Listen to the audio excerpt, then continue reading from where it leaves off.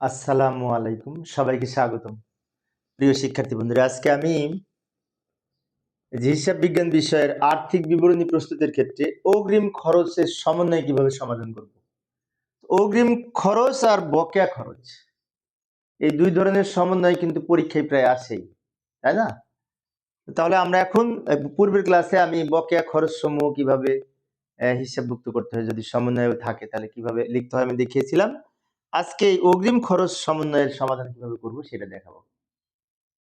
তা আমি চেষ্টা করব অগ্রিম খরচ সংক্রান্ত প্রায় 20টার কাছাকাছি বিভিন্ন ধরনের লেনদেন বা সমন্বয়ের সমাধান করানোর। সমাধানের জন্য তোমাদের সাথে আছি আমি মোহাম্মদ সিরাজুল ইসলাম। যেমন আর্থিক বিবরণীতে অগ্রিম ব্যয় সমন্বয়ের প্রভাব কি? সাধারণত বিশদায় বিবরণী এবং আর্থিক অবস্থার বিবরণী।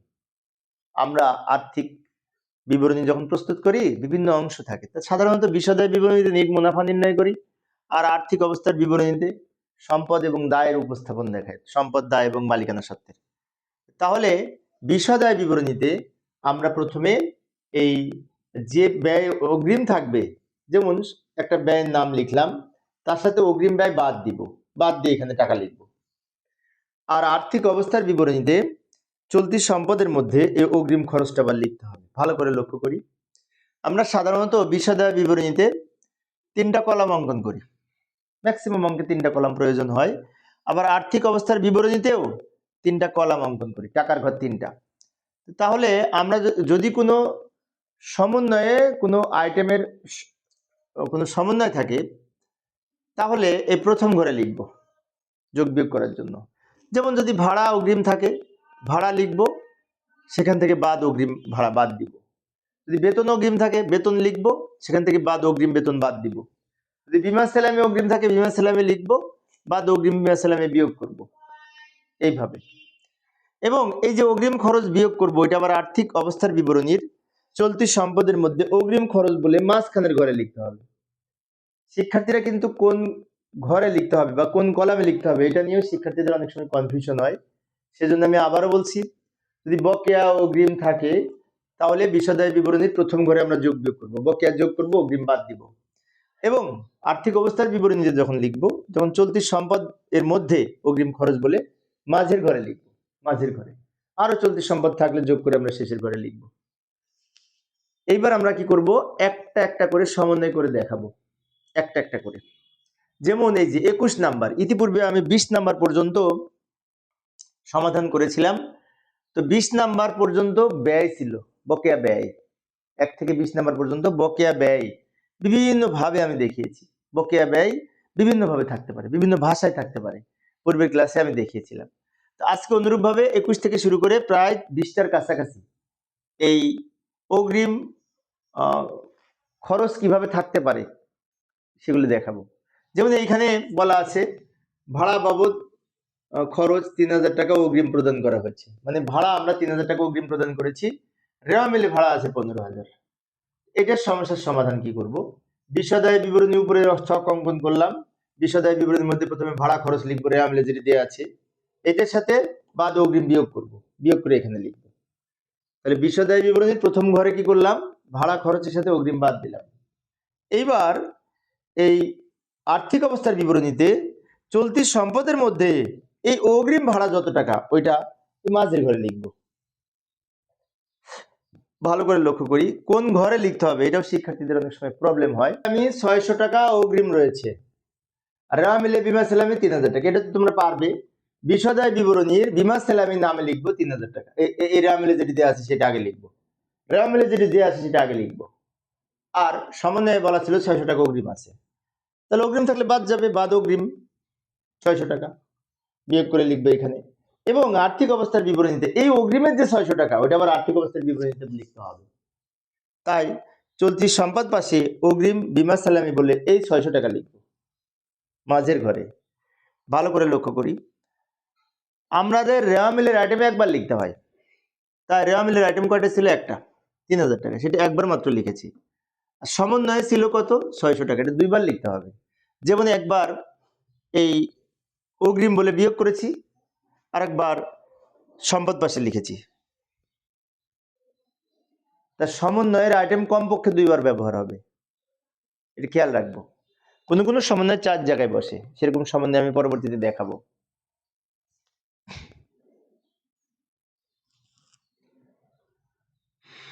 এবার আরেকটা, বিমা সালামি পরবর্তী মাসের 31শে মার্চ পর্যন্ত পরিশোধ করা হয়েছে, রেওয়া মিলে বিমা সালামি 3000 টাকা। এটাও কিন্তু সামনের বছরের জন্য পরিশোধ করা হয়েছে 3 মাসের, আর এই বছরের 12 মাসের, মোট 15 মাসের ধরে আমাদের করতে হবে। তাহলে এটা সমন্বয়টা কি, এই সমন্বয়টা কিন্তু অনেক শিক্ষার্থী কমন মিস্টেক করে। অনেক শিক্ষার্থী কি করে, এই মার্চ পর্যন্ত হিসাব করে, জানুয়ারি ফেব্রুয়ারি মার্চ, বুঝতেই তো পারতেছে যে সামনের তিন মাসের অগ্রিম আছে। তো সেই 3 মাসের বের করার সময় 3000কে 12 দিয়ে ভাগ করে 3 দিয়ে গুণ করে, কিন্তু 12 দিয়ে ভাগ হবে না, এটা কিন্তু 15 দিয়ে ভাগ হবে। কারণ বলেছে 31শে মার্চ পর্যন্ত প্রদত্ত, অর্থাৎ এই বছরের 12 মাস এবং সামনের বছরের আরো 3 মাস। তাহলে এই 15,000 টাকা 3,000 টাকা 15 মাসের জন্য। তো 15 মাসের জন্য যদি 3,000 টাকা হয়, 3 মাসের কত, এটা বের করতে হবে। তো আমরা যখন লিখবো বিমা সালামি লিখবো 3,000 টাকা, এর সাথে বাদ অগ্রিম বিয়োগ করব। এটাকে 15 দিয়ে ভাগ 3 দিয়ে গুণ, 15 দিয়ে ভাগ করলে 200 হয়, 3 দিয়ে গুণ করলে 600 হয়। এটা থেকে এটা বিয়োগ করলে এখানে হলো। আবারও বলছি, এটা অনেক শিক্ষার্থী কমন মিস্টেক করে। আমি একজন সরকারি কলেজের শিক্ষক, যখন ক্লাসে পড়াই তখন দেখেছি শিক্ষার্থীরা এইটাকে 12 দিয়ে ভাগ করে, কিন্তু 12 দিয়ে ভাগ হবে না। কারণ কি, কারণ 31শে মার্চ পর্যন্ত মানে কি, সামনের বছরের 3 মাস, এই বছরের 12 মাস, তাহলে এটা 15 মাসের জন্য। তাই 15 দিয়ে ভাগ করে 3 দিয়ে গুণ করতে হবে, খেয়াল রাখবো কিন্তু। আবার আর্থিক অবস্থার বিবরণীতে আমরা যখন লিখব, তখন চলতি সম্পদের মধ্যে অগ্রিম বিমা সালামি বলে এই টাকাটা লিখব।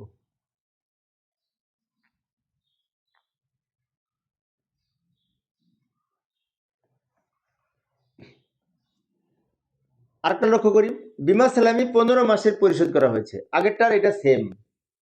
আগের সম্বন্ধে কি ছিল, 31শে মার্চ পর্যন্ত পরিশোধ করা হয়েছে, 3 মাস অগ্রিম। এখানেও 3 মাস অগ্রিম।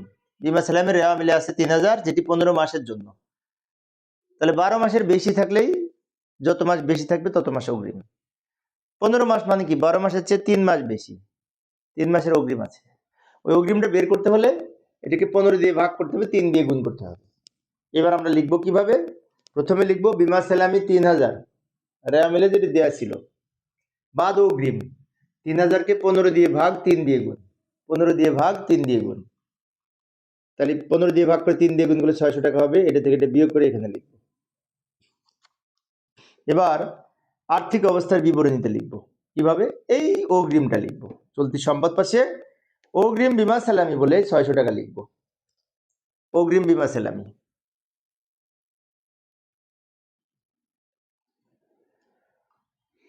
আবার যায়, তো প্রিয় শিক্ষার্থী বন্ধুরা, আমি শিক্ষার্থীদের অনুরোধে মাঝে মধ্যে অনলাইনে ক্লাস নিই।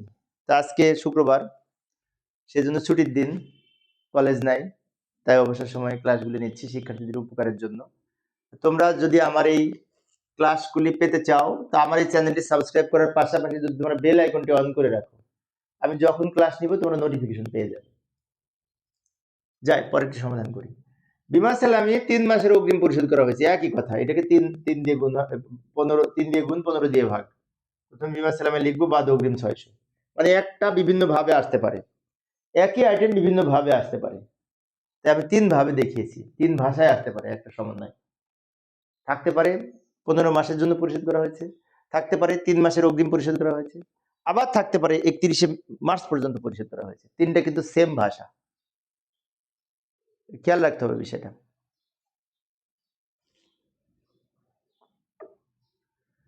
বিমা বার্ষিক বিমা সালামের পরিমাণ 2400, রেওয়া মিলে দেওয়া আছে 3000। তা আমার এক বছরে দিতে হবে 2400, আমি দিয়েছি 3000, তো 600 বেশি দিয়েছি, ওই 600 অগ্রিম। লিখবো কিভাবে, প্রথমে লিখবো রেওয়া মিলে যেটি দেওয়া আছে, বিমা সালামি 3000 বাদ অগ্রিম, এই দুটো পার 600। ভালো করে লক্ষ্য করি, এই 600 কিন্তু কোথাও নাই, তো আমাদের হিসেব করে বের করতে হবে অগ্রিম আছে কত। এক বছরে লাগবে 2400, আমি দিয়েছি 3000, 600 অগ্রিম দিয়েছি। তাই আমরা কি করব, বিমা সালামি 3000 লিখে অগ্রিম 600 বিয়োগ করে 2400 হবে। এবং আর্থিক অবস্থার বিবরণীতে চলতি সম্পদ পাশে অগ্রিম বিমা সালামি বলে লিখব এই 600 টাকা।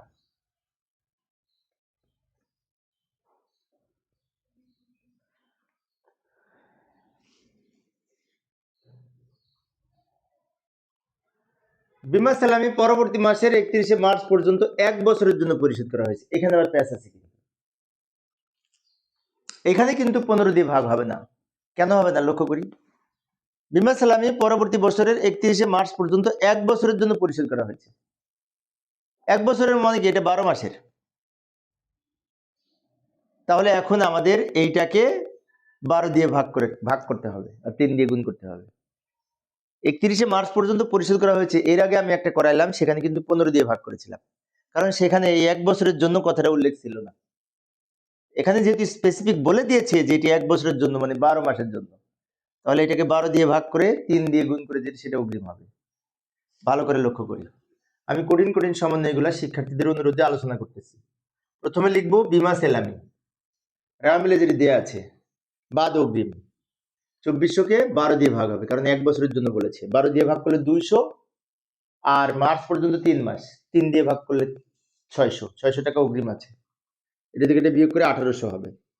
এবং আমরা যখন বিশদ আর্থিক অবস্থার বিবরণীতে চলতি সম্পদ পাশে অগ্রিম বিমা লিখবো, তখন এই 600 লিখবো। তাহলে আমাদের কিন্তু কখনো কখনো 12 দিয়ে ভাগ হচ্ছে, আবার কখনো কখনো 15 দিয়ে ভাগ হচ্ছে। শুধু বিমা সেলামি নিয়ে আমি 5 ভাবে দেখিয়েছি, এর বাইরে থাকার সম্ভাবনা কম। আশা করি তোমরা যদি এগুলি ভালো মতো দেখো পারবে ইনশাল্লাহ। আর বিমা সেলামি সবচেয়ে অগ্রিম বেশি থাকে পরীক্ষায়। বিমা সেলামিটা বেশি থাকে অগ্রিম, ম্যাক্সিমাম অঙ্কে দেখবে অগ্রিম বিমা সেলামি প্রায় থাকে মাঝে মাঝে। তো অগ্রিম খরচ নিয়ে আমি আলোচনা করতেছি, পরেরটায় যায়। এই যে মজুরি যদি অগ্রিম থাকে, রেওয়া মিলে মজুরি 20,000, 5,000 টাকা অগ্রিম রয়েছে। তাহলে কি করব, প্রথমে রেওয়া মিলে যেটি দেওয়া আছে লিখবো। এই মজুরি কিন্তু বিক্রিত পণ্যের ব্যয়ের মধ্যে লিখতে হবে মোট মুনাফা নির্ণয়ের সময়। আর ওই বেতন, ভাড়া, বিজ্ঞাপন, বিমা সেলামি এগুলি আবার পরিচালন ব্যয়ের মধ্যে লিখতে হয়। এগুলো তোমরা জানি, তাই না? মনে রাখবো। মজুরি লিখবো 20,000 দেওয়া ছিল, 20,000 লিখবো। যেটা অগ্রিম আছে ওটা বাদ অগ্রিম বলে বিয়োগ করবো, বিয়োগ করে এটা থেকে এটা বিয়োগ করে 15,000 হবে। এবং আর্থিক অবস্থার বিবরণীতে অগ্রিম মজুরি বলে চলতি সম্পদ পাশে অগ্রিম মজুরি বলে এই 5,000 টাকা লিখবো। অর্থাৎ মজুরি যদি অগ্রিম থাকে একবার মজুরি থেকে বিয়োগ করব, আর একবার ওই 5,000 টাকা অগ্রিম মজুরি বলে লিখবো চলতি সম্পদ পাশে আর্থিক অবস্থার বিবরণীতে। তাহলে এই যে 5,000 টাকা কিন্তু দুইবার লিখছে।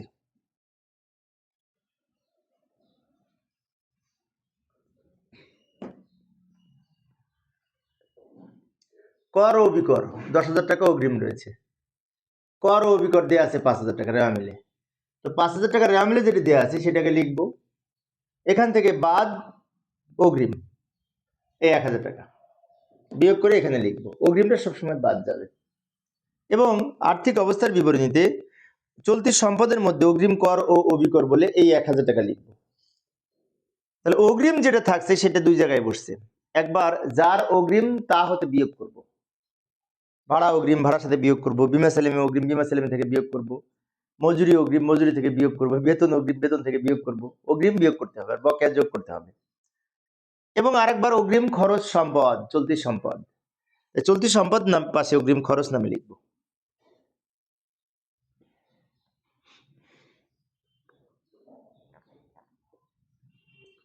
শিক্ষানবিশ ভাতা 2,000 টাকা অগ্রিম প্রদান করা হয়েছে। আচ্ছা, শিক্ষানবিশ ভাতা আর শিক্ষানবিশ সেলামি দুটো কিন্তু পার্থক্য আছে। শিক্ষানবিশ ভাতাটা ব্যয় আর শিক্ষানবিশ সেলামিটা আয়। আবারও বলছি, শিক্ষানবিশ ভাতা হচ্ছে ব্যয় আর শিক্ষানবিশ সেলামি আয়। এখানে শিক্ষানবিশ ভাতা বকে আছে মানে কি ব্যয় অগ্রিম আছে, শিক্ষানবিশ ভাতা অগ্রিম আছে তার মানে কি ব্যয় অগ্রিম আছে। আমরা প্রথমে ব্যয় পাশে শিক্ষানবিশ ভাতা লিখবো 10,000, রেওয়া মিলে যেটি দেওয়া ছিল সেটা আগে লিখতে হবে। এরপরে অগ্রিম যেহেতু বাদ দিব তাই বাদ অগ্রিম নামে এই 2,000 টাকা লিখবো, এটা থেকে এটা বিয়োগ করে 8,000 হচ্ছে। এবং আমরা যখন আর্থিক অবস্থার বিবরণী প্রস্তুত করব তখন অগ্রিম শিক্ষানবিশ ভাতা বলে চলতি সম্পদ পাশে অগ্রিম শিক্ষানবিশ ভাতা বলে এই 2,000 টাকা লিখবো, অগ্রিম শিক্ষানবিশ ভাতা নামে।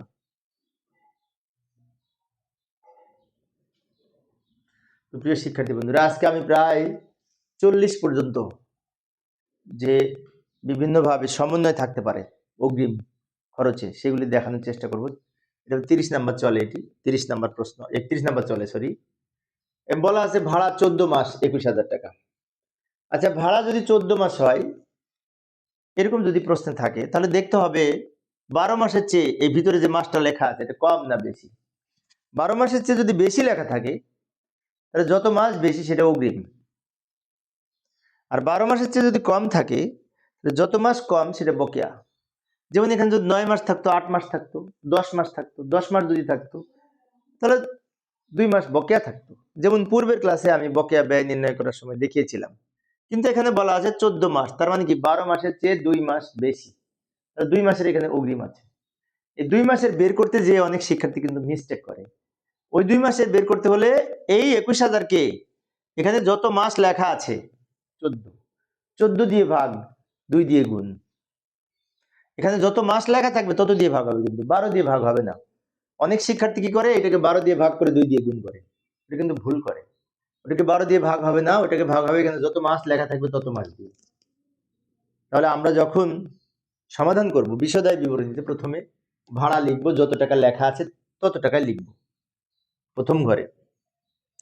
এখান থেকে বাদ অগ্রিম বিয়োগ করব। এই টাকাটাকে 14 দিয়ে ভাগ, 2 দিয়ে গুণ। আবারও বলছি, এই যে টাকাটা রেওয়া মিলে আছে, এটা যেহেতু 14 মাসে, 14 মাসের 21,000 টাকা হলে 1 মাসের কত আর 2 মাসের কত, এইভাবে আমরা বের করব। তাহলে এটাকে 14 দিয়ে ভাগ, 2 দিয়ে গুণ করলে 3,000 টাকা হবে। এটা থেকে এটা বিয়োগ করে পাবো 18,000। এবং এই যে 2,000 টাকা অগ্রিম ছিল, অগ্রিম ব্যয় সম্পদ, চলতি সম্পদ, চলতি সম্পদ পাশে অগ্রিম ভাড়া নামে এই 3,000 টাকা লিখবো।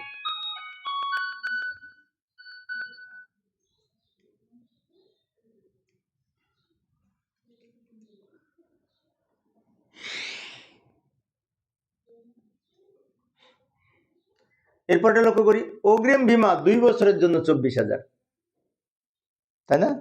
এই সম্বন্ধটা কিন্তু প্রায় পরীক্ষায় থাকে। তো এটা আমরা কিভাবে লিখব? এটা অন্যভাবে থাকতে পারে যে অগ্রিম বীমার অর্ধাংশ মেয়াদ উত্তীর্ণ হয়েছে।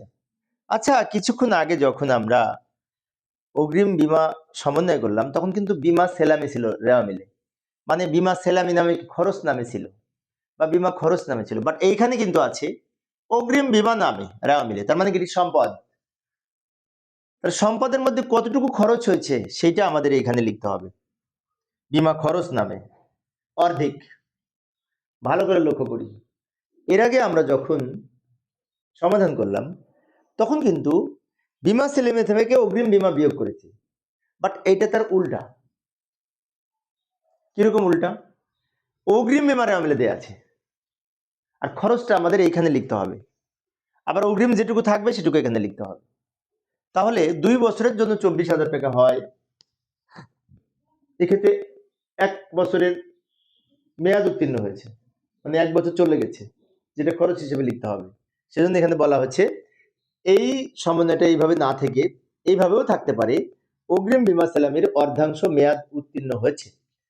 বীমা সেলামির মানে খরচ, অগ্রিম বীমা হচ্ছে সম্পদ। এখন অগ্রিম বীমা থেকে যেটুকু মেয়াদ উত্তীর্ণ হয়েছে সেটুকু খরচ, এক্সপেন্সেস।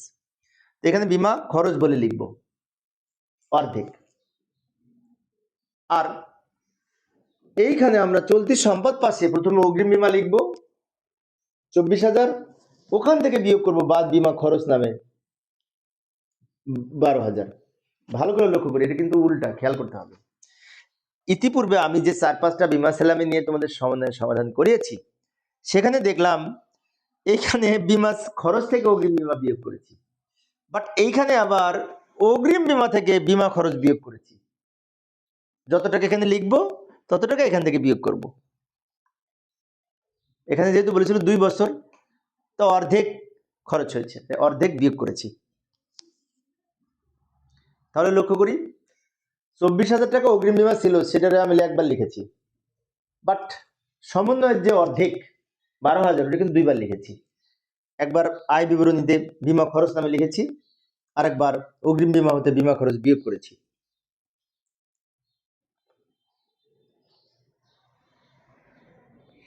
এবার অফিস খরচ বাবদ 7,000 টাকা অগ্রিম প্রদান করা হয়েছে, রেওয়া মিলে অফিস খরচ 31,000 টাকা।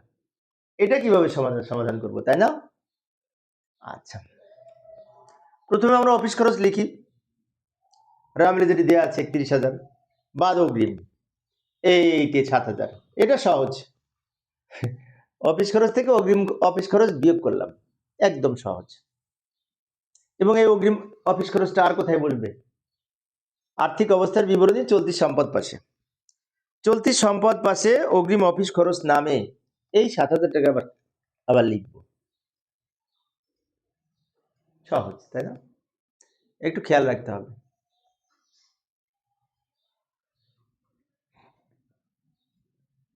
চৌত্রিশ নম্বরে বলেছে রেওয়া মিলে দেওয়া আছে ভাড়া খরচ 30,000 টাকা, সমন্বয়ে বলা আছে ভাড়া খরচের মাসিক হার 2,000 টাকা। তাহলে এখানে অগ্রিম আছে না বকে আছে, বুঝবো কিভাবে? আচ্ছা, এক মাসে যদি 2,000 হয় তো 12 মাসে 1 বছর, 12 মাসে কত? 2,000 গুণ 12 সমান 24,000। তাহলে আমার ভাড়া লাগবে 24,000, আমি প্রদান করেছি 30,000। রেওয়া মিলে যেটি থাকে সেটা আমরা প্রদান করেছি। ভাড়া প্রদান করেছি 30,000, বাট আমার প্রয়োজন হবে 24,000। কত টাকা বেশি দিয়েছি? 6,000। যেটা বেশি দিয়েছি ওইটা অগ্রিম। তাহলে লিখবো কিভাবে? বিশদায় বিবরণীতে প্রথমে ভাড়া লিখবো 30,000 বাদ অগ্রিম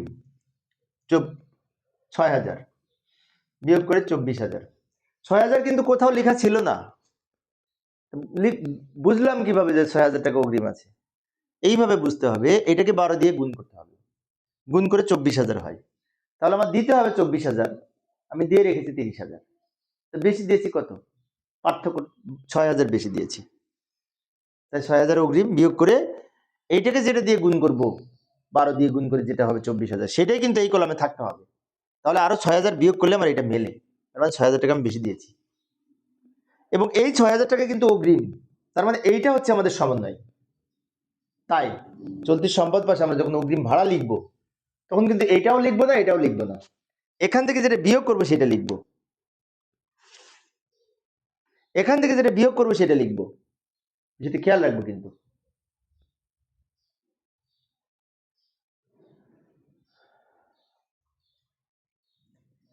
এখানে বলেছে অনুত্তীর্ণ বা অনিঃশেষিত বীমা সালামি 2,000 টাকা, রেওয়া মিলে বীমা খরচ 14,000 টাকা। তো আমরা আগে বীমা খরচ লিখবো বিশদায় বিবরণীতে 14,000 টাকা। সেখান থেকে আচ্ছা, অনুত্তীর্ণ বা অনিঃশেষিত, অগ্র প্রদত্ত, অগ্রিম প্রদত্ত, এগুলো এক কথা। অনিঃশেষিত মানে নিঃশেষ হয়নি,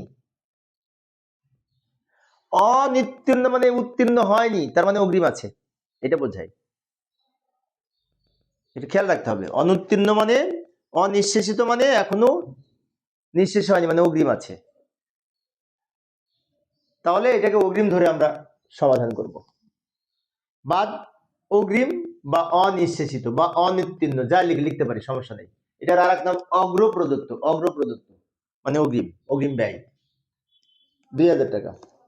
এখানে আর 12 দিয়ে গুণটুন হবে না, সরাসরি দেয়া আছে টাকা, এটি থেকে এটা বিয়োগ করে 12,000 টাকা হবে। এবং আর্থিক অবস্থার বিবরণীতে এই যে অগ্রিম বীমা সালামি আমরা বাদ দিলাম, ওইটা আর্থিক অবস্থার বিবরণীতে চলতি সম্পদ পাশে অগ্রিম বা অনুত্তীর্ণ বীমা বলে লিখবো, এই 2,000 টাকা। কোন ঘরে লিখছে এটাও কিন্তু ফ্যাক্টর, কোন ঘরে লিখছে এটা খেয়াল করতে হবে। আমরা এখানে যোগ বিয়োগ করবো প্রথম ঘরে, আর আর্থিক অবস্থার বিবরণীতে লিখবো মাঝের ঘরে।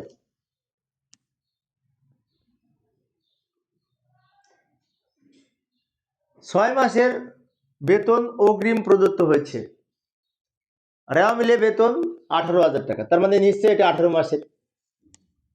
এখন অনেক শিক্ষার্থী মনে হতে পারে কিভাবে বুঝবো 18 মাসের? মোট তো 12 মাস, তাই না? তো 12 মাস লাগবে, আমি 6 মাসের বেশি দিয়েছি, তার মানে কি এই 12 মাসেও দিয়েছি, আরো 6 মাস বেশি দিয়েছি, তার মানে মোট 18 মাস এর ভাড়া প্রদান করেছি। 18 মাসের ভাড়া যদি প্রদান করি 18,000 টাকা, অগ্রিম 6 মাসের, মোট তো 12 মাস লাগবে। তাহলে এইরকম যদি রেওয়া মিলে দেওয়া থাকে 18 মাস বা 18 মাস বা 14 মাস যাই থাক না কেন, তাহলে 18,000কে 18 দিয়ে ভাগ করে 6 দিয়ে গুণ করে যেটা হবে সেটা অগ্রিম। প্রথমে লিখবো বেতন 18,000 বাদ অগ্রিম। এই 18,000কে 18 দিয়ে ভাগ 6 দিয়ে গুণ, 6,000 টাকা হবে। 18 মাসে যদি 18,000 টাকা হয়, 6 মাসের কত? 18,000কে 18 দিয়ে ভাগ করে 6 দিয়ে গুণ। এবার আর্থিক অবস্থার বিবরণীতে লিখবো অগ্রিম ভাড়া বেতন বলে এটা লিখবো, এই 6,000 টাকা মাঝের ঘরে।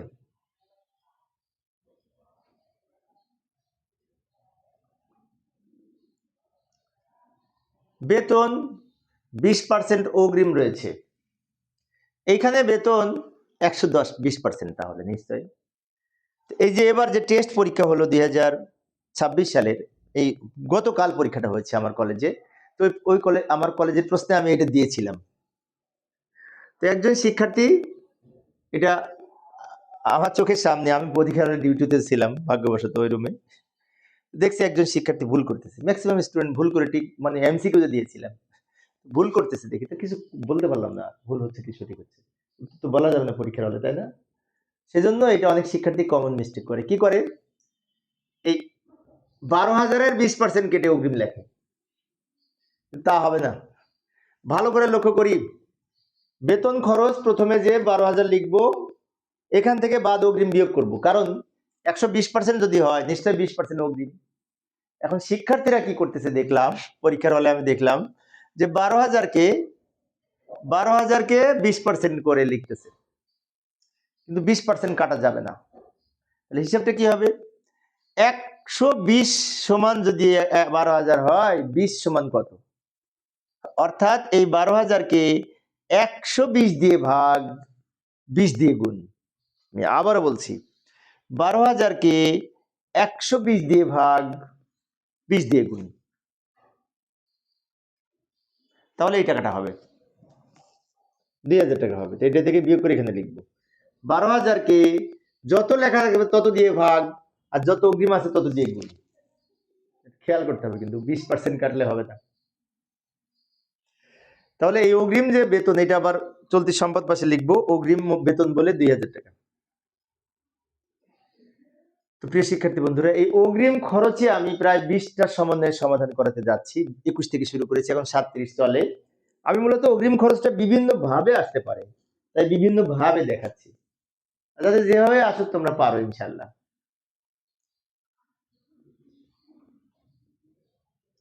এবার আসি, অগ্রিম বিমা সালামি 5,000 টাকা, অগ্রিম বিমা সালামি 2,000 টাকা মেয়াদ উত্তীর্ণ হয়েছে। এটাও কিন্তু অগ্রিম বিমা দেয়া আছে আর খরচ হয়েছে। আচ্ছা, এই ধরনের সমন্বয়, এই যে অগ্রিম দেয়া থাকে আর মেয়াদ উত্তীর্ণ বলা থাকে, এটা সেবামূলক প্রতিষ্ঠানে বেশি আছে। এই ধরনের সমন্বয় বেশি আসে, এমনিও ক্রয় বিক্রয়কারী প্রতিষ্ঠানে আসবে না এমনটি না, তবে সেবামূলক প্রতিষ্ঠানে এই মেয়াদ উত্তীর্ণ, অনুত্তীর্ণ এই ধরনের বেশি আসে।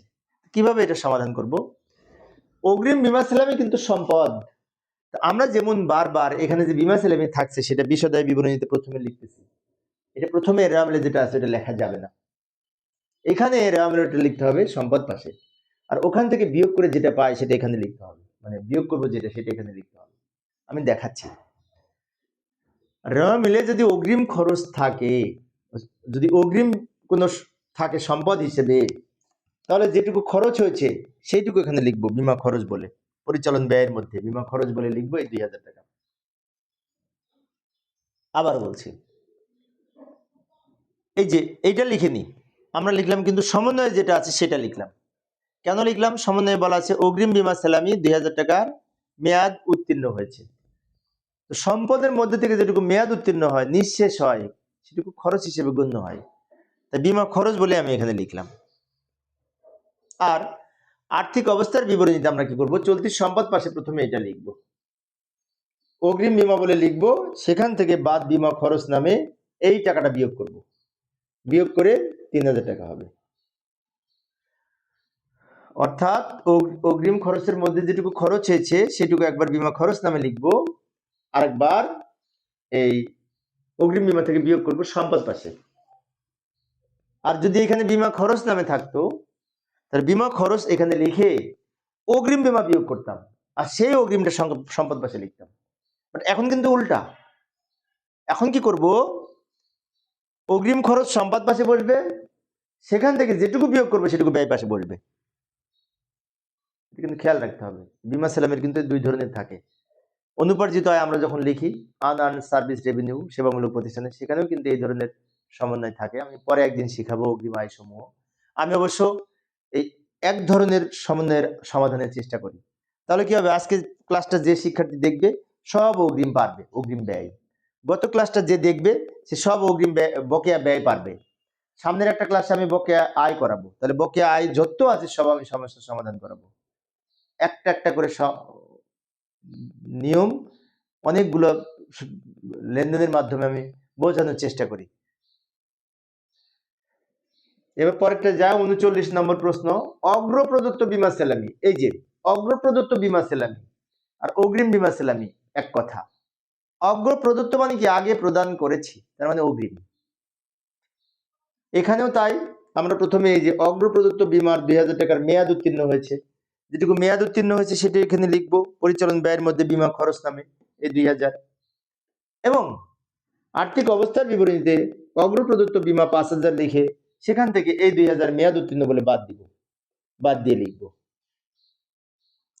অর্থাৎ অগ্রপ্রদত্ত বিমা অগ্রিম বিমা এক কথা।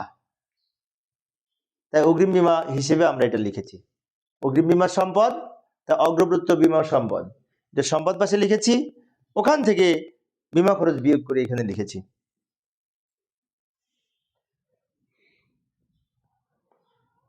এবার 40 নম্বর প্রশ্ন বলেছে অগ্রিম পরিবহন খরচ 6000 টাকা, পরিবহন খরচে 2000 টাকার সেবা পাওয়া গেছে।